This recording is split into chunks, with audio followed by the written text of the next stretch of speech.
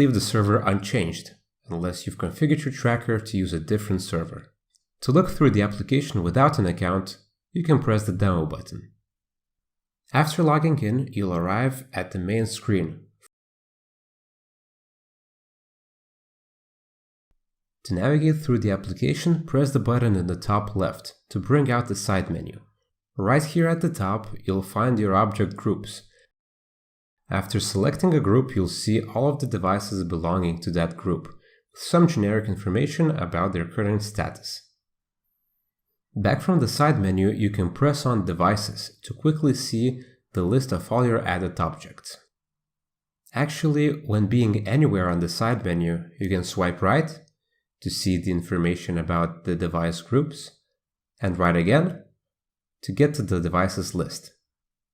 To see detailed information about a device's history, select the History tab. Choose a device and pick the time period you'd like to get the history about. Here you will find the statistical graph and the detailed log about the device's history. Selecting the second tab will show you the history represented on map. You can even play back the device's movement by pressing the play button.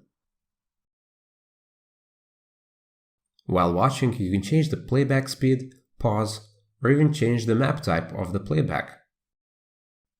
The third tab will reveal all recorded location updates in the list. Back from the side menu, you can get into the Tools section. Here you will find a variety of tools you can use, like alerts, reports, geofences, commands, and more. To configure all of the settings of the application, head into the Setup section.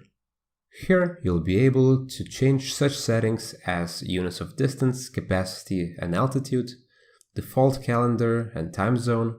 You'll be able to configure daylight saving time, object groups, drivers, events, SMS gateways, command templates, and even change the language of the application.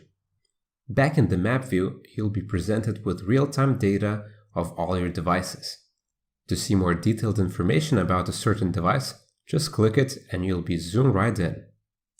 Pressing the second tab will show you their exact address, stop time and sensor information, as well as a Google Street View representation of their surroundings.